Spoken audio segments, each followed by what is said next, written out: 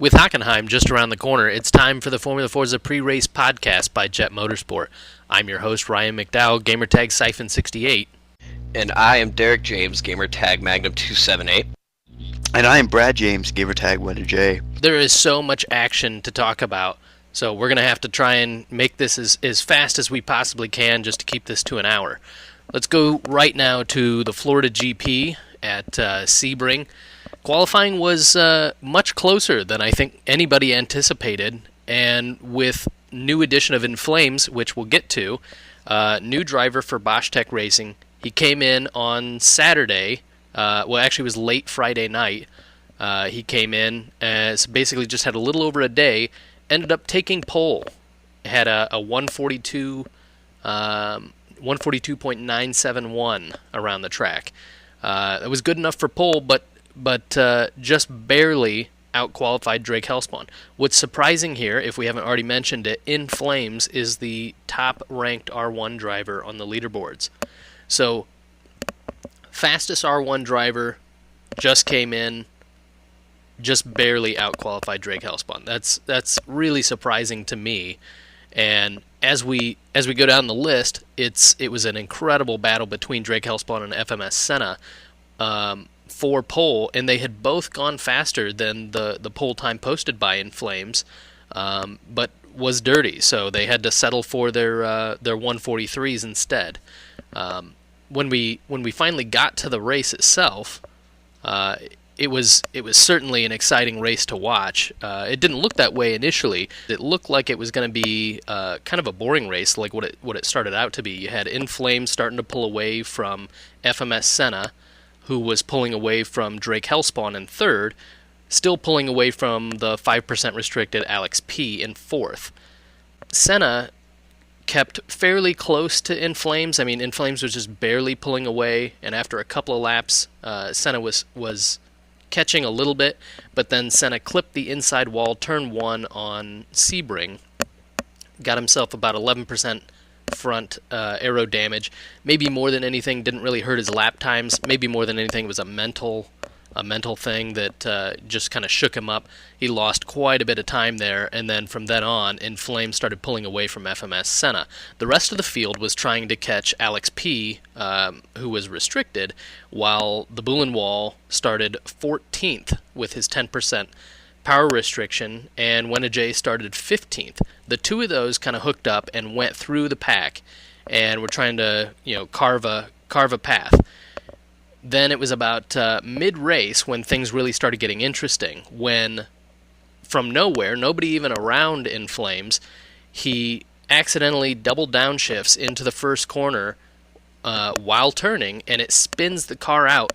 The back end slides into the tire barrier at the end of the straight, and 36% rear damage. So now he's fairly crippled, but can still finish his race. He basically lost his entire lead on FMS Senna. It takes only just a couple laps for Senna to actually make the pass and move into the lead. And Drake Hellspawn ended up lagging out or retiring from third after it appeared that it wasn't going to be that exciting a race. Now you got Senna in the lead. You got Drake Hellspawn, who was in third, now out, and you have BTR Blazin catching Alex P now. So now it's really mixed up. Bullen Wall and WennaJ carving their path up through the pack. They had already made up several places, and then you had BTR Blazin lags out from fourth place. So now it's freaking craziness.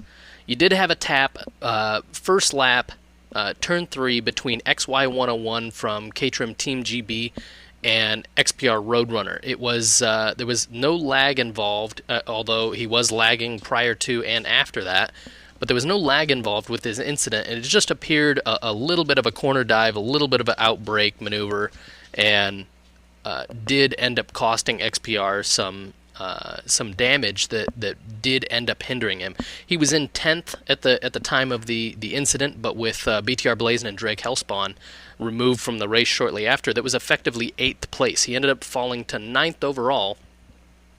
Then back at the front, In Flames, now in second as we had discussed, BTR Blazin is now out.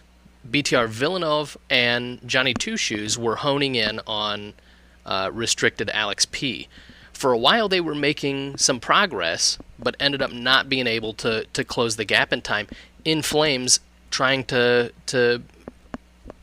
pull it together with his damage, ends up spinning out again in turn 15. No more damage to the car, but certainly loses the position to BTR Villeneuve and Johnny Two Shoes. So he ends up falling to 5th, while we get Alex P holds on to his 2nd place. BTR Villeneuve brings it home for a podium in 3rd. Johnny Two Shoes just behind him in 4th. Buhlenwald, holy cow, 10% restriction, manages to climb to 6th. The WennaJ on his tail the whole time. Actually ran faster laps than him, but anytime they got real close, just made little mistakes or whatnot, and one of them large enough that allowed BTR Snakey by, and from then on it was WennaJ trying to close the gap to BTR Snakey.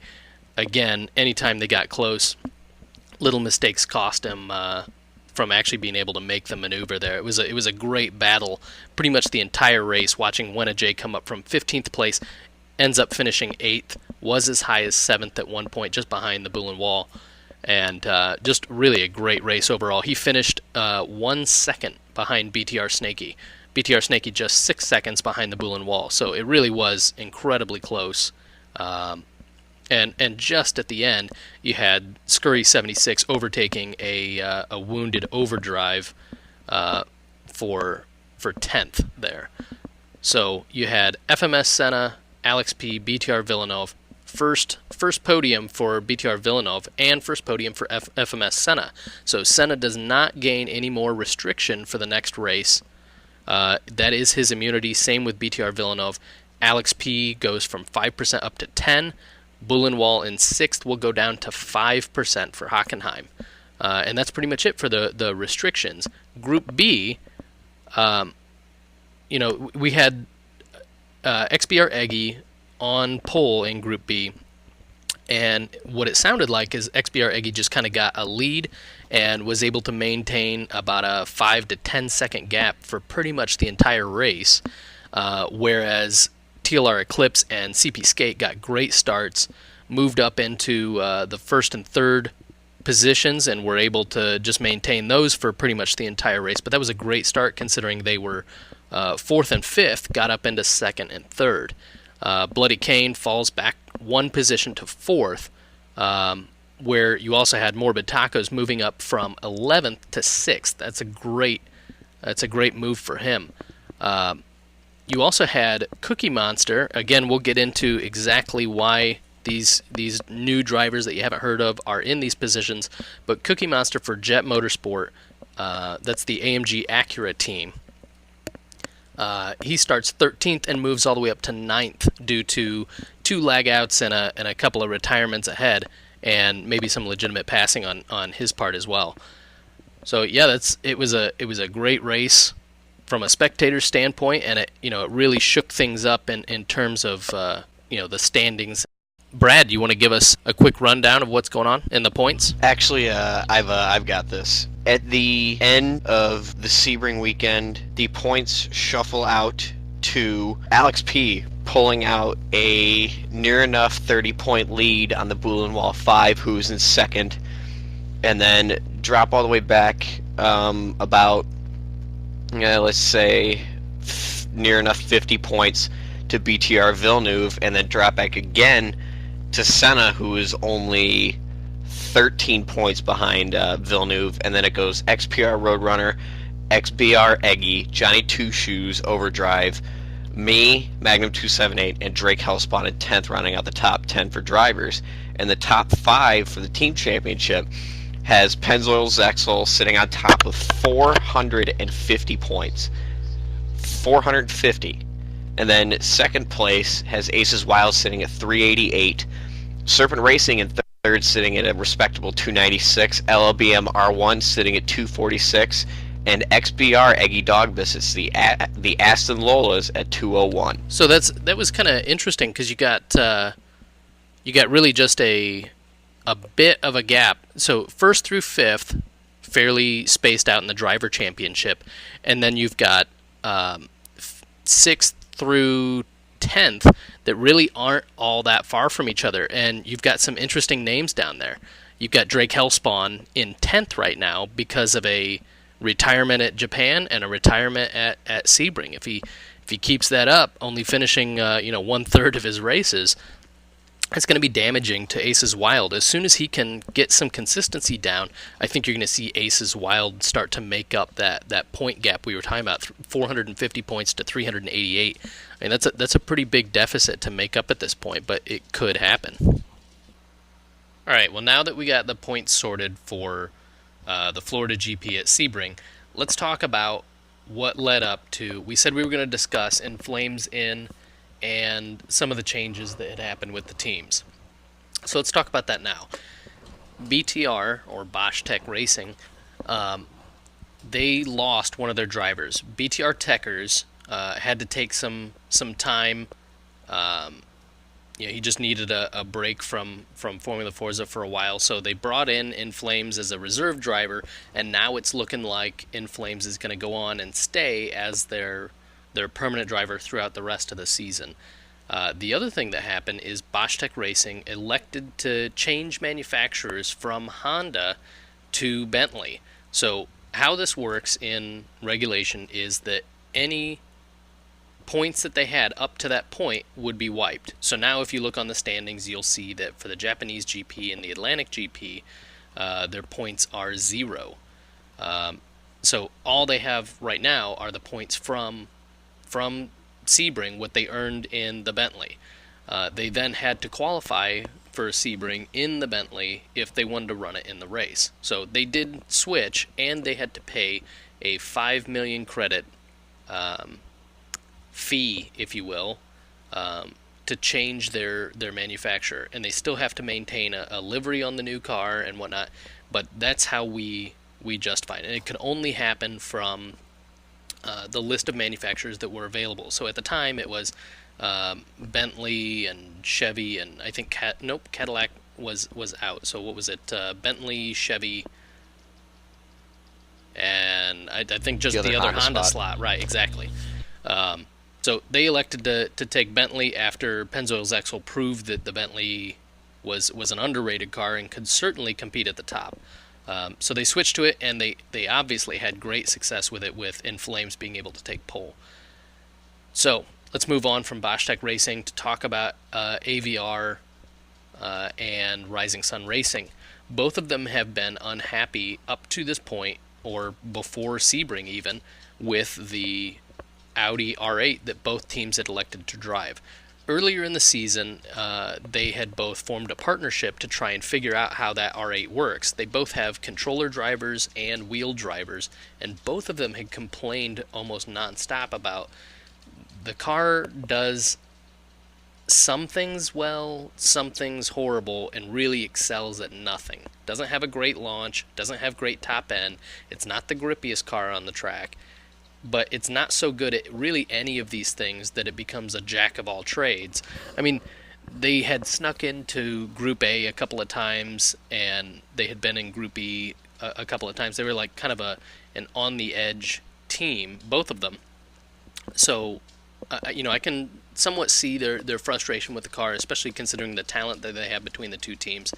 So AVR was the first one. On Saturday night, there were only like 6 hours left to go in qualifying. Formula Forza crew discussed it, talked about it, and we decided that we were going to allow Lola as a manufacturer. What this means specifically is it's the Mazda B09 Lola chassis. And the reason we did that is it is sort of obsoleted by Mazda being its own manufacturer, and we limit it to 2 teams per manufacturer. So if you had a team that was choosing Mazda, nobody in their right mind would choose the B09. They'd go for the 787, which is why that was the first manufacturer to lock out. So we looked at the Mazda B09 and said, okay, well, what if that was under Lola? And then the question was, okay, well, what about the other ones, like the Peugeot 908? And then, we all kind of had a laugh and said, okay, well, nobody really wants the Peugeot 908 in, as opposed to the 905. Nobody's really missing it. I don't think anybody would switch to it. But then, does Lola also contain then the Aston Lola? Does it contain the Honda Lola? And then is there really any change, for some of these teams? So in the end, we decided Lola would just contain the Mazda B09 chassis, which is kind of the prevalent Lola chassis that they use now is the B series chassis. So within like an hour, both teams had said that they were committing to making the switch to Lola. AVR was more upfront with it. They said that they were going to change before Sebring. That meant they only had 6 hours to make a livery, do the qualifying, and get in for Sebring and pay the $5 million credit fee, which they did. So you had Overtake, now Crazy X Creeper, qualifying with the Mazda, the Lola B09, and both teams have said that they really like that Mazda B09 better. The Rising Sun ended up going on to race Sebring in their R8 and did all right in their R8s, but said that after Sebring they would come back stronger with the Lola B09. So that all happened prior to Sebring, this whole interaction of teams going down. The other thing that happened was JET Motorsport, their second driver, James Hall, had injured his hand in, what was it, a soccer incident or a football accident or something like that? It was soccer. Yeah, football. His hand got injured to the point that he would be hand. unable to drive. So they brought in LLBM LMPC driver Regular. Cookie Monster, and he drove for them at Sebring as a reserve driver, and now it looks like it's going to be an extended stay for a little bit while James Hall recovers. You want to tell us a little bit more about that, Magnum? Yeah, when James had approached me, I believe it was Monday after the LLBM race we did all the LLBM last week, and he approached me Monday and said that earlier that day he fell while jumping up for a header and came down wrong on his hand and heard a popping noise, and he couldn't move his wrist or his thumb or his index finger. So he said he was going to wait a day and see if maybe the swelling went down, and it was just he landed on it wrong and maybe bruised it pretty bad. But he came back Tuesday and told Brad and I that he he had stress fractures in a couple areas. His growth plate was pretty decently broken. He had tore most of the ligaments around his thumb and one ligament on his index finger, and that he would not be able to drive until at least Motegi. And I pretty much just told him, you're more valuable to us as a fully fit, a healthy driver. And I said, it's okay, we'll find somebody to fill in for you until you're ready. You don't need to push yourself. You don't need to feel bad. We want you healthy. You don't need to risk injuring your hand again just to play Formula Forza. And it was, if he messed up his hand, it's real life. He really broke his hand. He could have issues with it because he wanted to play Forza. So I said, just in concern of keeping, himself healthy, I said, it's better for you just to sit out. You can help out. He volunteered to help train some of our younger drivers and to help out with setups and stuff, like not driving, but watching and providing insight. So I had pretty much just went out on a search Tuesday right after he told me that, and pretty much had to find a driver real quick just to minimize points loss for this week. If we're going to need to stay competitive, I had to have two drivers for every race this year, and it was going to be bad if we had one driver just miss one, because James and I were so close that we were always in the same group. We never got separated. So I needed to find a driver that was same caliber as me and who was ready and willing to step up to the plate and drive for a team and, just right out the gate be like, yeah, I want to drive for you guys. So after talking after last week's podcast, I was told that Cookie Monster might be willing to, and I approached him Wednesday, and he pretty much said yeah, so I got him all set up, and he knows that he will be filling in for a longer time than expected as opposed to one race, and he's ready for it. So, we're happy to have him. We hope James gets a lot better. We hope he gets better, and we can't wait to have him back. There's nothing against Cookie. We love him. He's funny as all heck, and he's a great driver, and we'll be happy to have him back as a JET Motorsport driver, but we just hope James gets better as fast as possible and that he'll be able to drive for us again, because we're really missing him right now as a driver.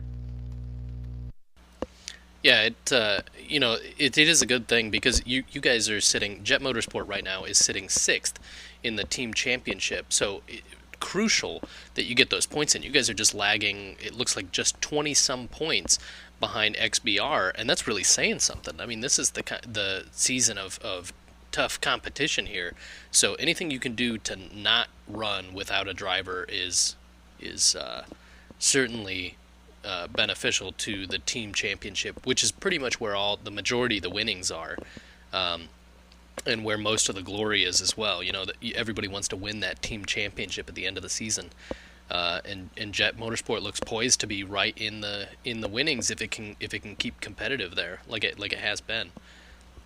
One other note on driver changes: Rock Lewis S., owner for AVR, founder for AVR, and has been there since the beginning of Formula Forza, has stepped back, retired from his driver's seat, and moved into an owner role.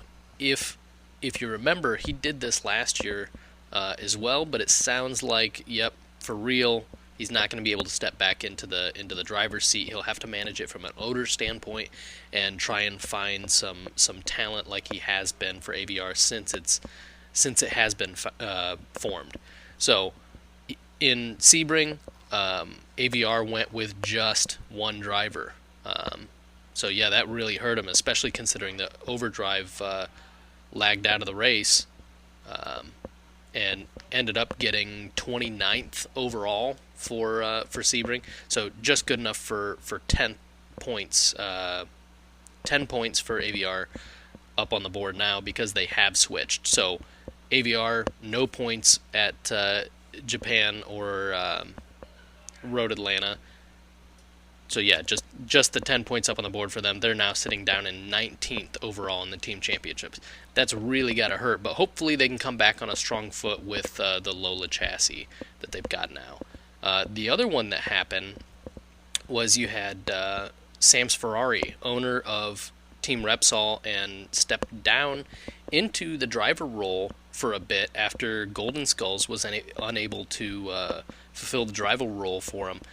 And Sam's Ferrari finally made the decision, nope, he's going to move back into the owner role and find a driver. And they did just do that just before Sebring, but he was unable to make the race. TLR Speedstar, who has participated in Formula Forza for many seasons now, he's going to take that spot driving in the Ferrari F333 SP from Hockenheim forward. So that's going to be a good thing for Team Repsol. Hopefully get them back up in the team standings where they need to be. Right now they're kind of languishing down there in 16th place with just 50 points to the team's name. So that should be interesting, all the team changes that are happening and the manufacturer changes. This tends to happen, not a bunch of driver changes, but three races in or so, 4 races in, is when you really see everything kind of get mixed up and you start to see strategies forming and that sort of thing. So a little surprising to see this much change, yes, but I suppose this is about the right time when this stuff would happen. So let's move from Formula Forza for a minute because we've been on this for a while now. Let's move over to LLBM and cover the last 2 races. Brad, you wanna fill us in on what happened at Mugello? At least in LMPC, it was a good race, or in LPC and GTC. It was a decent race, but we had a few instances of contact with a couple drivers. and that kind of ruined their races, I guess. But other than that, it was good. Mugello is a pretty hard track for both of those cars, I'd have to say. So, I mean, it's pretty impressive that we saw good qualifying times out of the drivers that we had. We had a surprise win there, didn't we, from TLR Speedstar.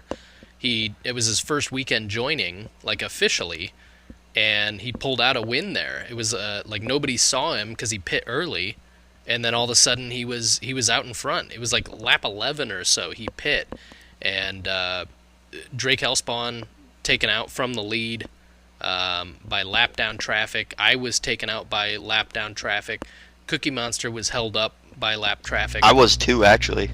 So lap traffic really a problem there because there's kind of one line at Mugello, and if you're off that line, you're much slower. And TLR Speedstar, hats off to him for figuring that out, and he just ran obviously more clean air than the rest of us did, and pulls home the win for TLR, first in LMBM there.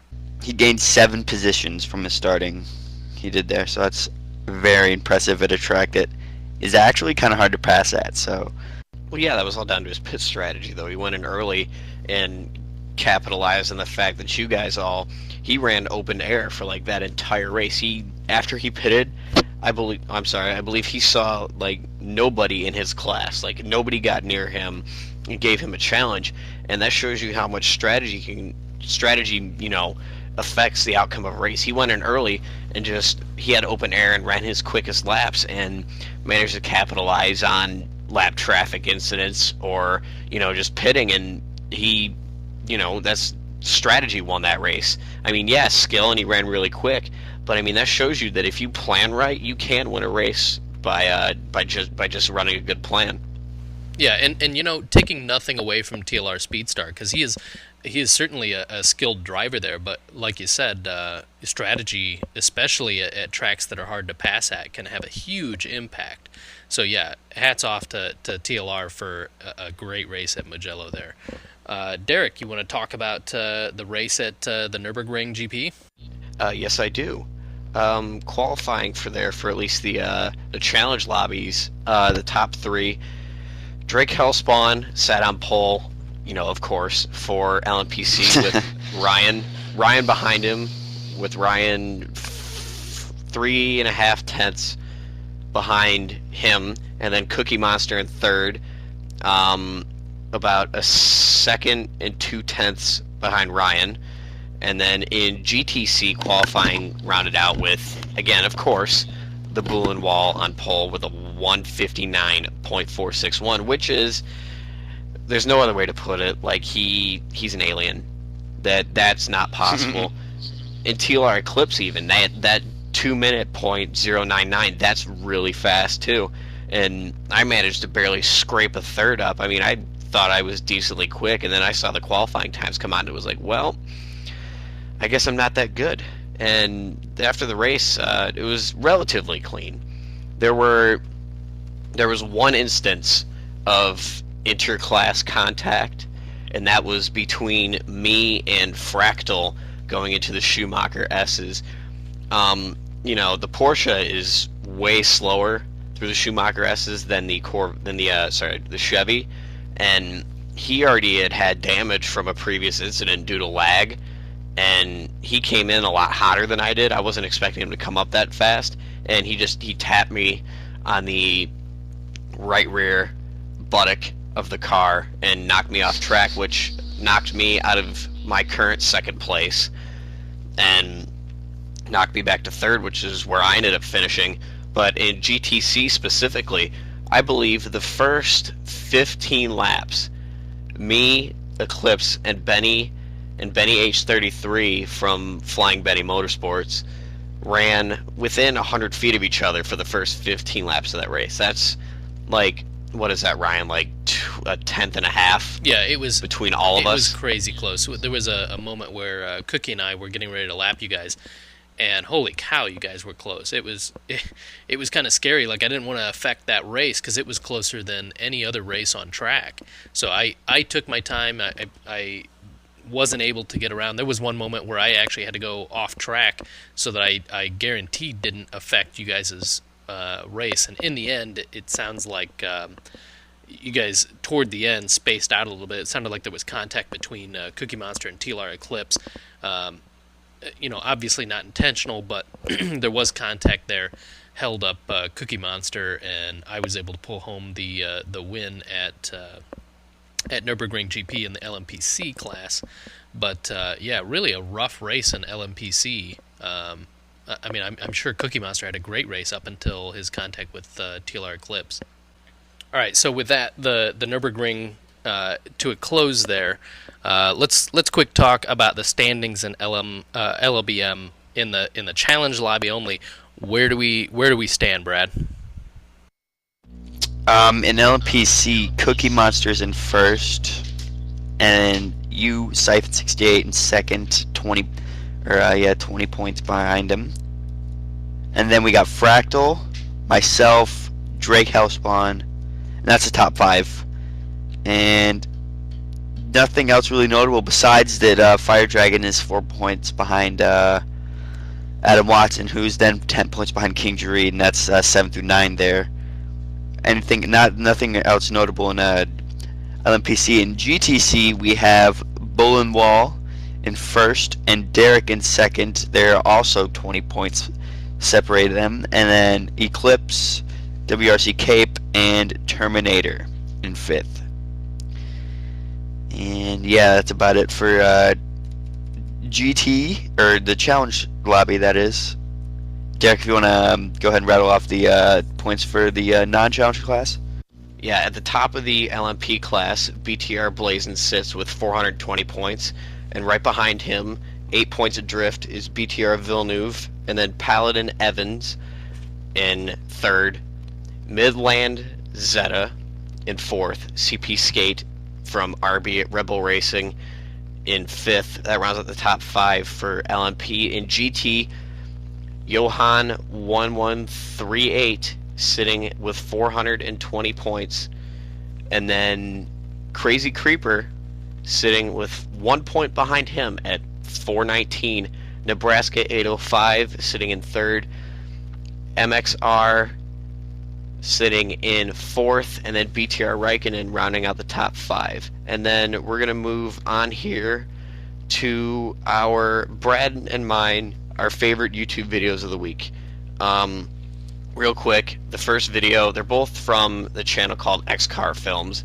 They're kind of like the YouTube version of Top Gear, but they don't do just new car features. They do stuff like from tuning companies and other fun stuff like that. But the first video is of the BMW M1 supercar from the 1970s. And the reason that we like this video, the whole theme is 1970s. The driver, the guy hosting the video, is wearing a purple velvet jacket, and there is very pornographically styled music playing in the background of the entire video. No matter what is going on, it sounds like that there should be mullets and mustaches everywhere, and it is epic. Not just the car, the whole styling of the video. The creative mounting of GoPros. They actually mounted a GoPro on one of the wheels and drove around with it on there, and that was a slightly sickening shot, but it was kind of cool. And the second It's a video... good idea, it's not a good actual shot. Yeah. But the second video is of, from Japan, a 1200 horsepower Nissan Skyline GTR from, I believe it is Endless Japan, the Endless Tuning Company. The car runs twin Garrett turbos. It's got all kinds of forged and ported out goodness on the interior of the motor. It's got a gigantic front mount intercooler, and it's so JDM that it makes my face hurt. Just with the twin Garrett turbochargers on there, it runs 1,000 horsepower, and they eke out. Well, not when I say eke out, they blast out the extra 200 horsepower with nitrous, everybody's favorite additive when it comes to blowing horsepower out of the rear end of your car. And they pretty much use it for dragging and use it as a show car. And I encourage you listeners to take a second and just listen to the car. It is just positively epic. And those are our 2 recommended YouTube videos of the week. We highly suggest that you go out and watch them.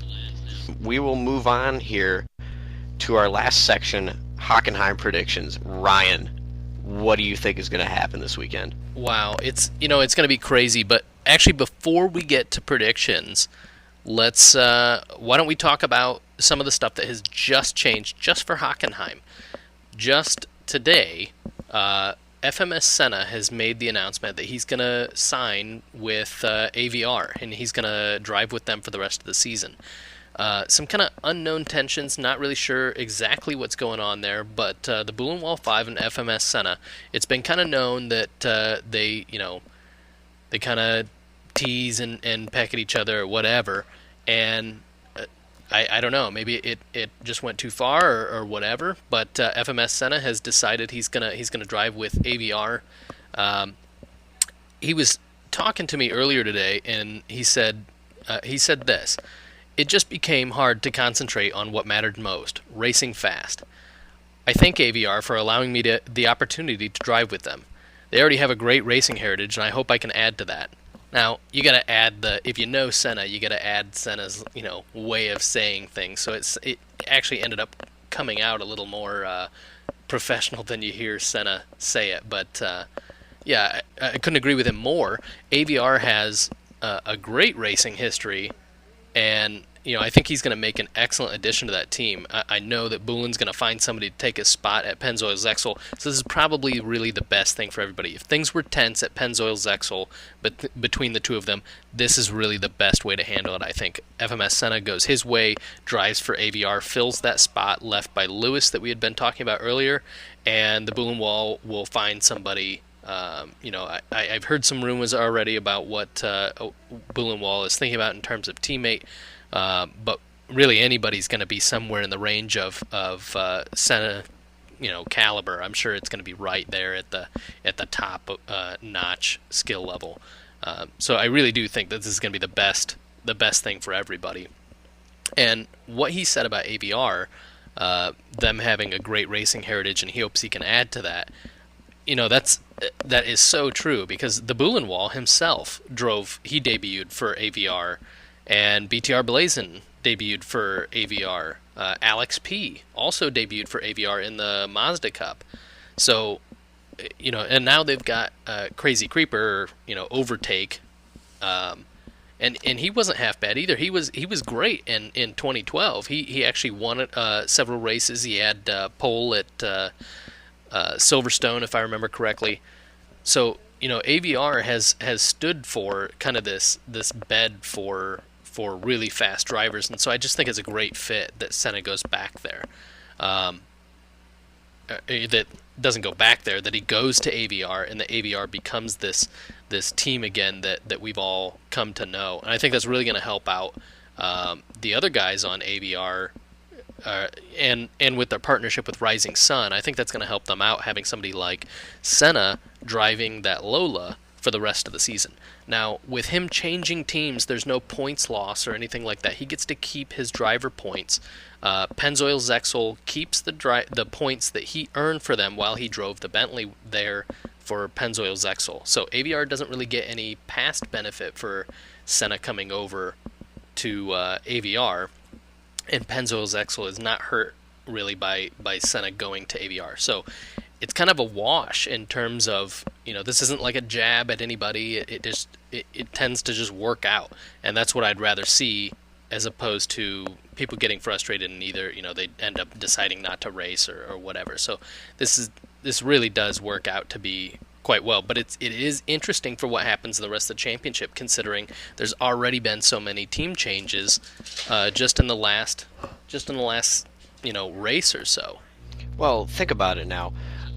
Buhlen is by himself now. That whole points gap between Aces Wild and Pennzoil-Zexel,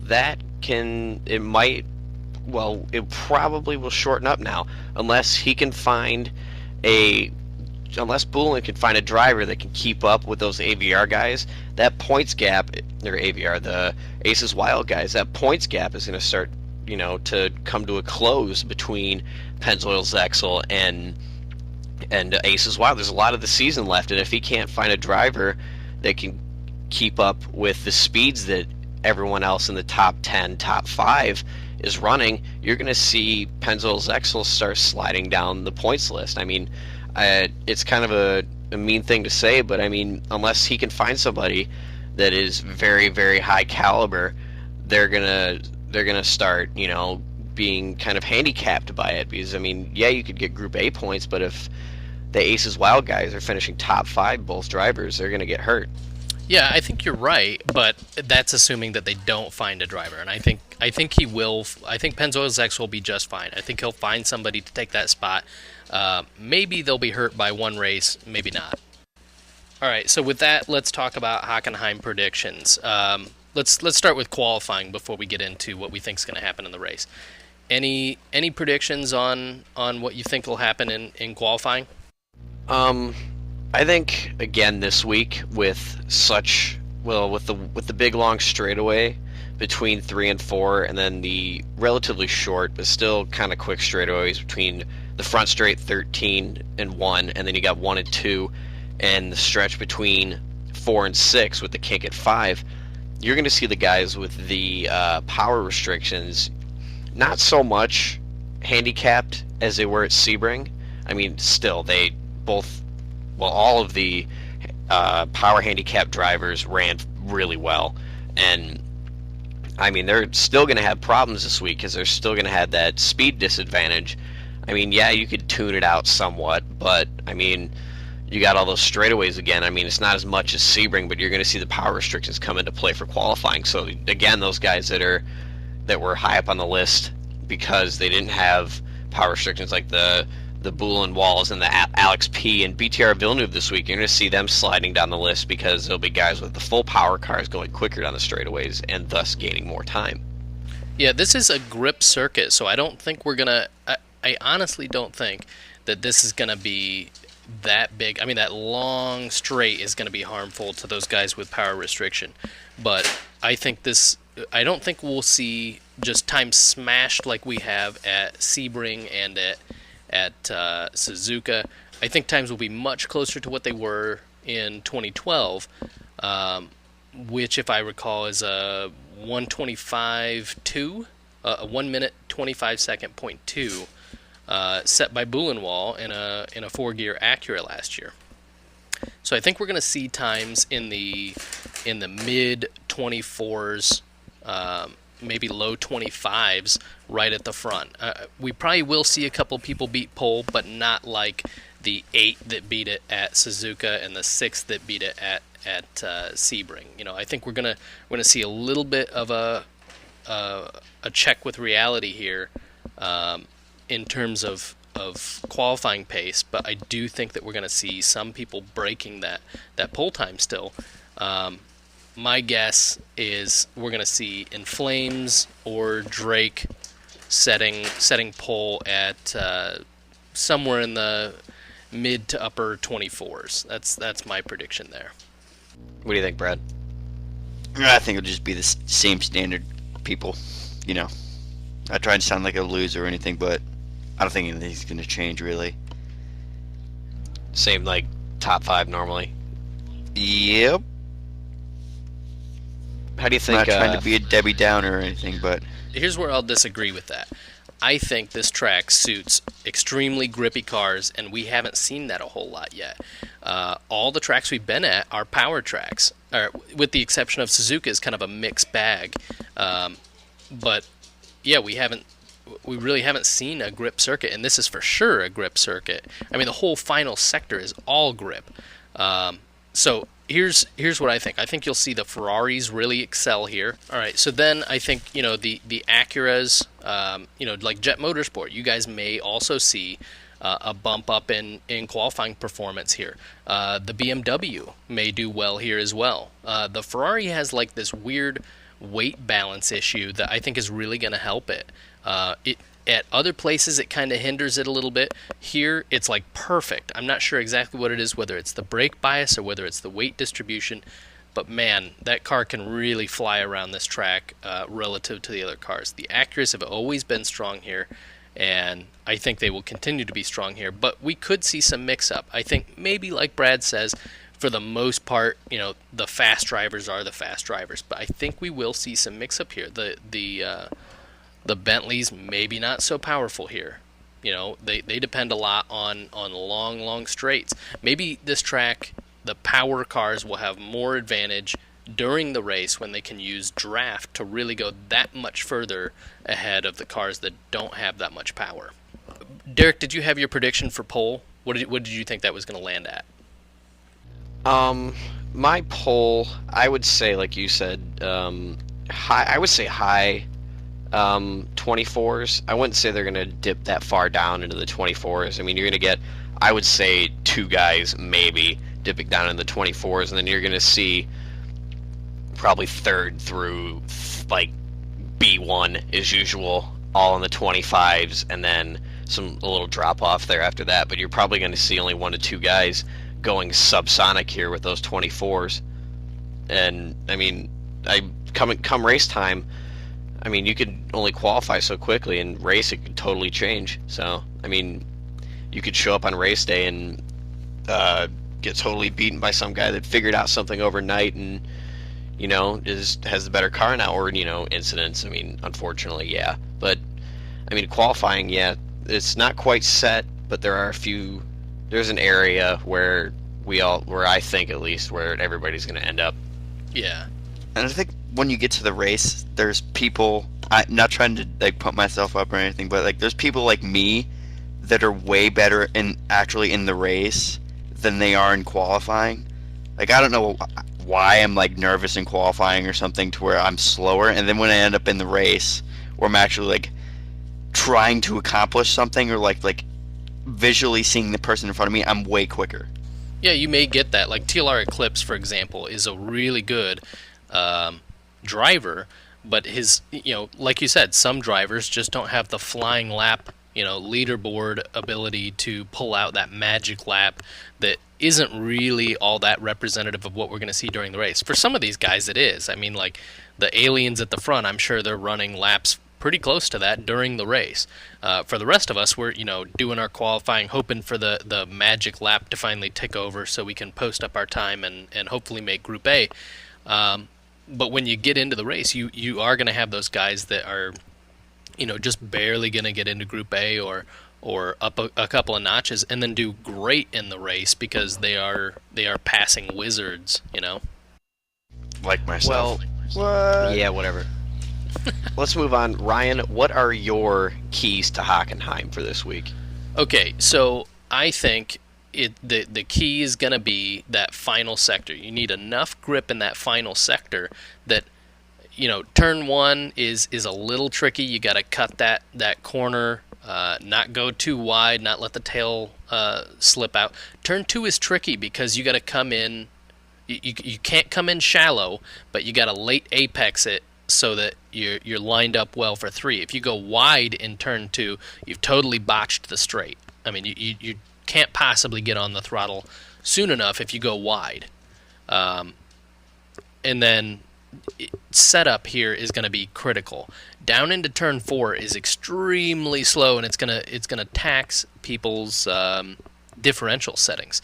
If it's too catchy, they can't get on the throttle too soon, or it'll just lock up. You know what I mean? So that is a very, very low spot. One of the slowest spots on the entire calendar is that turn 4 at Hockenheim at the end of that long straight.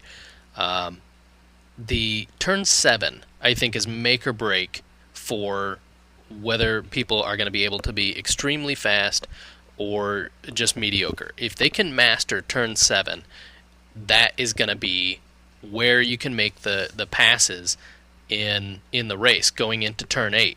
Because if they mess up turn 6, they'll get a terrible run out of turn 7, and they'll be slow into turn 8. That is such an underrated corner right there that if you can get that very smooth, there's lots of space to overtake after turn 7 into turn 8, that I think that's going to be the least expected area for passing, because everywhere else it's pretty easy to be consistent.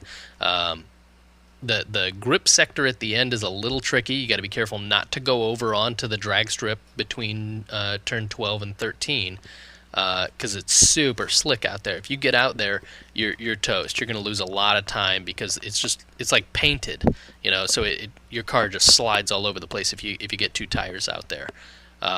So really, I think in the race, what's going to be critical is that people not cut turn 1 too much. We're going to be watching that corner. If they use the runoff too much, we'll be watching that as well, and we may call out a live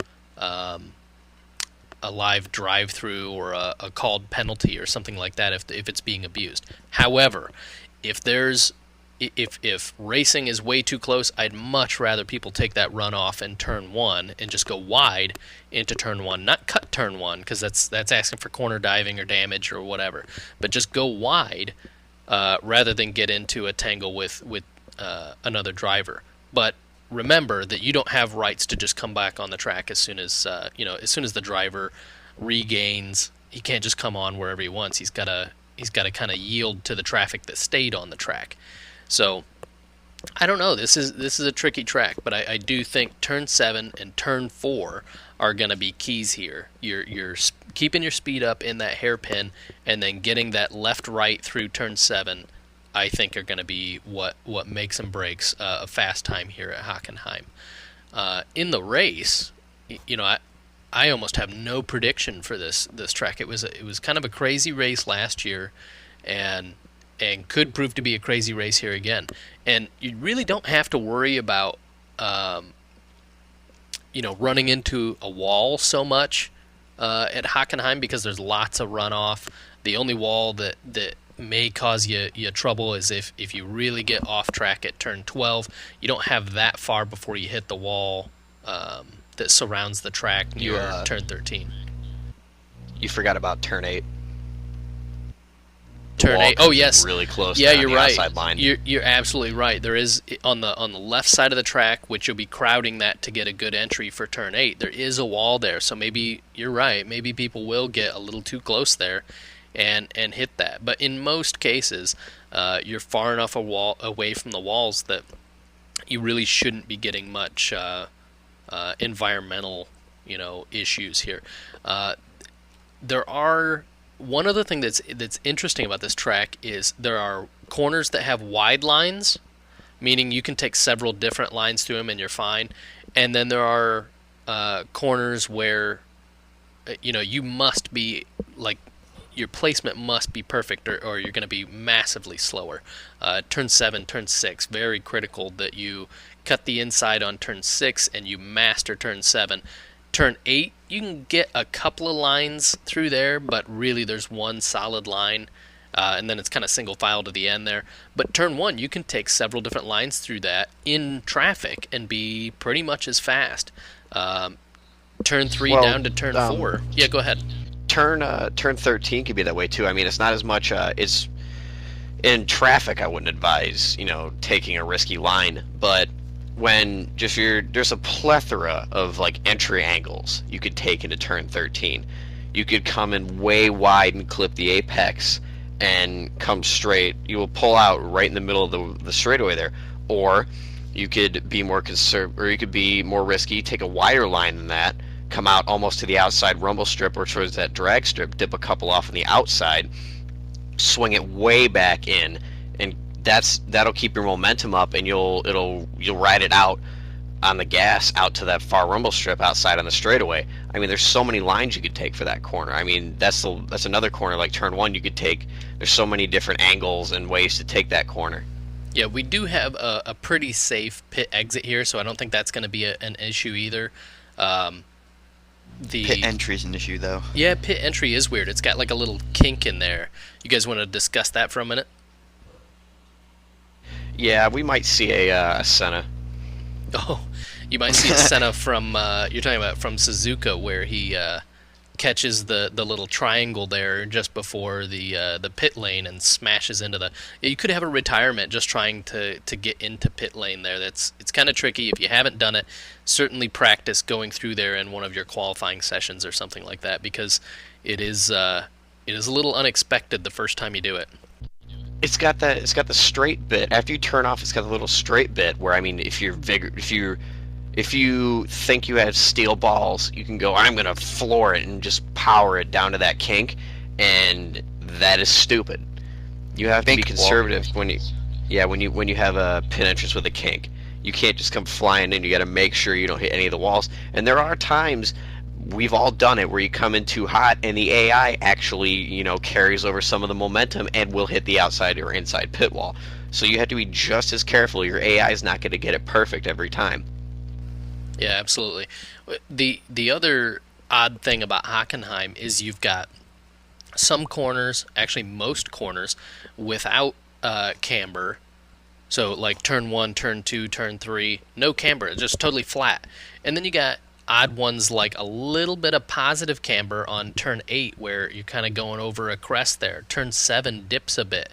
Turn 6 dips a bit. It actually V's down into the apex.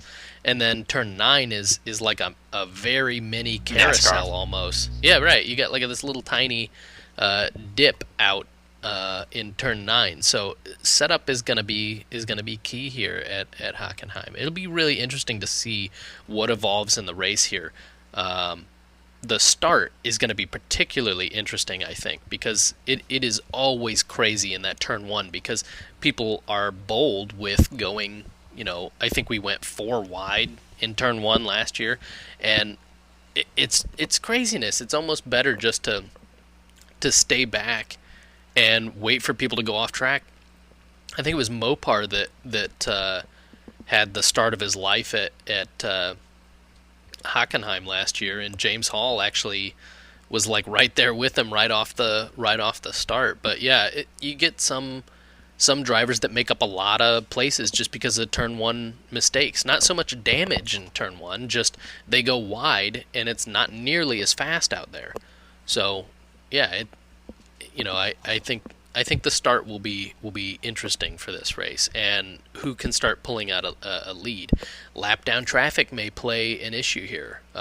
There's only so many places you can concede.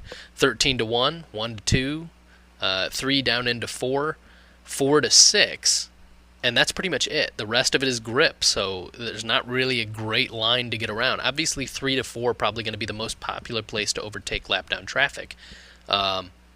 But yeah, that grip sector, if you get caught behind somebody into turn 6, oh man, you just accept that you're going to be held up.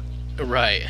Just accept that you're going to be held up for a bit while you wait for a safe spot to pass at, because there really is not a safe spot to pass. Brad, what are your keys to the Hockenheimring this weekend? My key, I only basically have one. It's being consistent on the double corners. There's many double corners in this track. 3 and 2. It's a double corner. It's like basically corner straight to another corner. Same with 10 and 11, 6 and 7, 12 and 13 even. Like, you got to be smooth coming out of the first ones to where you set up the second of the corner perfectly. You'll get it. If you get the first corner right, you'll probably get the second corner right, unless you screw up somehow. But you got to get the first corner right, and then you'll be set basically for the rest of that. And that's my key, is getting that first corner of the double corner right. That's it. Nothing else. You can't, there's setups for grip, but, meh. Yeah. My key, Ryan kind of touched at it, but I'm going to say be a Maldonado into that first corner. If you have to be ballsy, this is a track where there's enough runoff room that if you decide to be ballsy, if you're like 5th through like 8th, or even down into like 10th in either lobby, if you get the right start and you get the right entry into that corner, you can make up so much ground. Like Ryan said, you saw now XPR Roadrunner and James Hall do it last year in the AMR1 Aston Martin. That car is terrible, and they managed to do that, and they managed to make like rock Group A because they blew everybody away at the start. I mean, again, I hate to say it, but be a Maldonado. You need to show some courage going into that first corner. Don't back down. I mean, if you're going to hit somebody, of course, back down.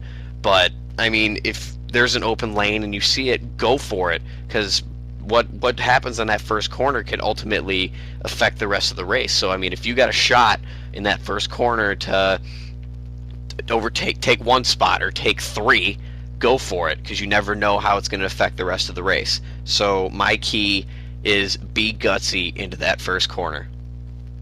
We're not encouraging, another thing to hit, we're not encouraging taking somebody out. We're just, be careful, definitely be careful.